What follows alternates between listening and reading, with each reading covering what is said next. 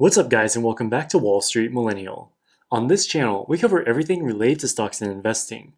Today we're doing a video about insider trading. When somebody buys or sells a stock based on material, non-public information, this is considered insider trading and is illegal. For example, a corporate insider might have knowledge of a new acquisition agreement before it's disclosed to the public. If he or she buys shares of the company that is about to be acquired, they can make a profit as the stock will go up when the deal is announced. There are stiff criminal penalties for this type of trading as it constitutes unfairly extracting profits from other market participants. We generally think of insider trading as happening in corporate boardrooms or hedge funds. But these are not the only people who have access to valuable insider information. Through private congressional hearings and intelligence briefings, many U.S. congressmen and senators hear insider information on a regular basis. For example, a member of Congress may be privy to new regulations that will have a significant impact on specific companies. They can potentially leverage this information to buy or sell that company's stock right before the regulations are publicly announced.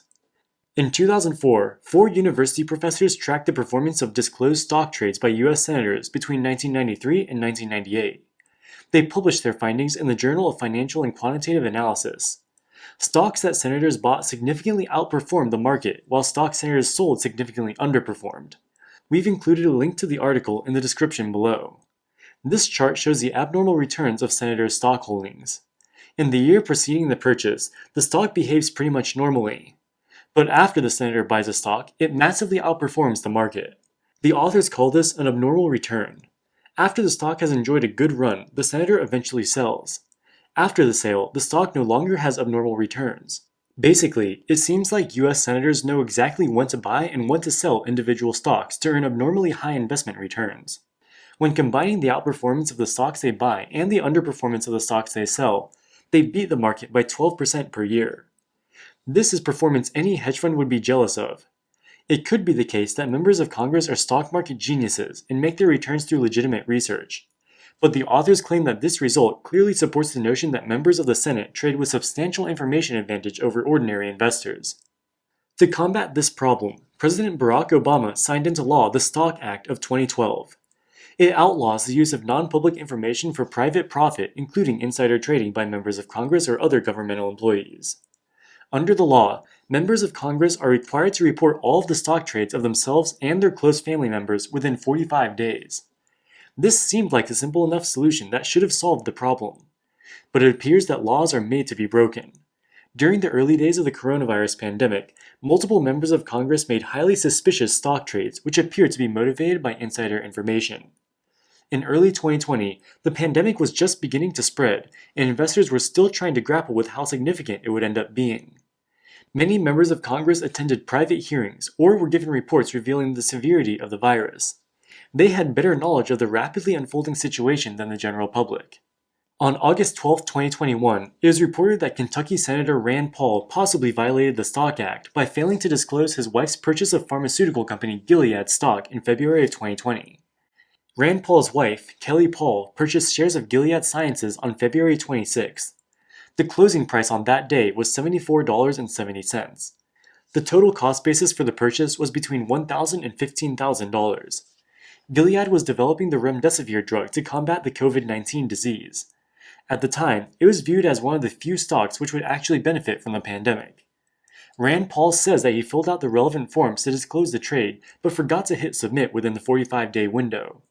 He finally remembered to disclose it now, 16 months later. It's unclear if she made the trade based on insider information, as Gilead's remdesivir development was publicly known at the time. The Gilead trade was the only individual stock trade either Rand Paul or his wife made in the 10 years that he's been in the US Senate. It looks quite suspicious that she made her first and only stock purchase in the early days of the pandemic. If this was a case of insider trading, it was a complete failure. Gilead has massively underperformed the S&P 500 since Kelly Paul's purchase. Its current price of $71.16 is about 5% below her cost basis, and she is still bag holding the position. Even if the trade was profitable, its small size of $1,000 to $15,000 makes it hardly worthwhile. Rand Paul's salary as a senator is $174,000 per year. Even if Gilead doubled, the gains would have been less than 10% of their household income. The Rand Paul case is peculiar, and it's unclear whether or not it was an innocent mistake. But there are other cases of congressional insider trading that look a lot worse. Richard Burr is a Republican senator from North Carolina who chaired the powerful Senate Intelligence Committee in early 2020. In February of 2020, he was given access to a classified intelligence report which warned of the severe dangers the emerging virus posed to the US. On February 13th, he personally made 33 sell orders where he liquidated between $630,000 and $1.7 million of stocks. This represented a significant portion of his net worth. The holdings he sold included hotel stocks that later saw their business operations severely impaired by the travel restrictions. Unlike Kelly Paul, Senator Burr's timing was impeccable. He sold right before the S&P 500 tanked by more than 30%. This allowed him to avoid hundreds of thousands of dollars worth of losses that most ordinary investors would have suffered. After the fact, he vigorously denied that he made the trades based on insider knowledge. He said he relied solely on publicly available news reports regarding the development of the pandemic. Specifically, he closely followed CNBC's reporting to inform his trading decisions. In hindsight, it's easy to say you saw the virus coming based on how infectious it was.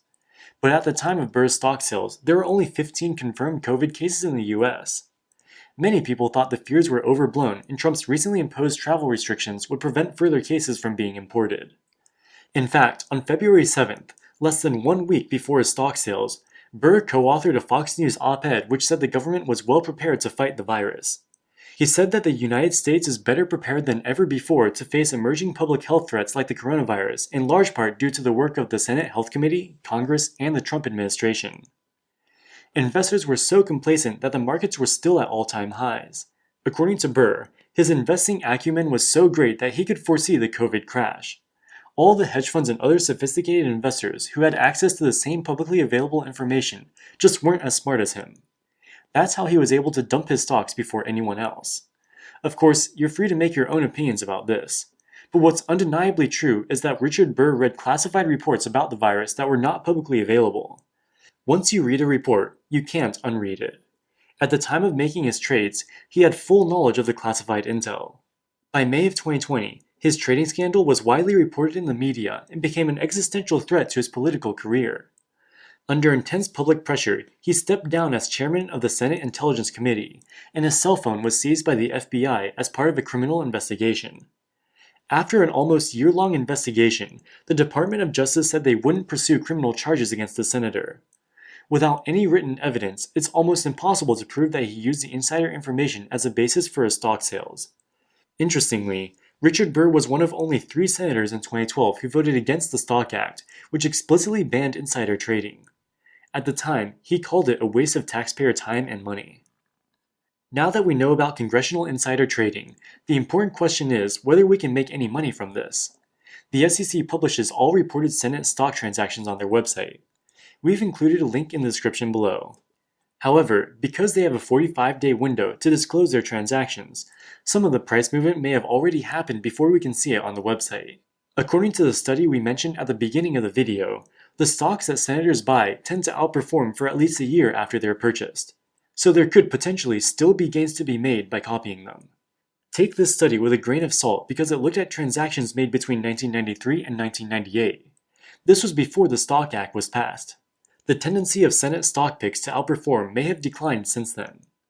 Alright guys, that wraps it up for this video. What do you think about congressional insider trading? Let us know in the comments section below. If you enjoyed this content, make sure to hit the like button and subscribe so you don't miss future uploads. As always, thank you so much for watching and we'll see you in the next one. Wall Street Millennial, signing out.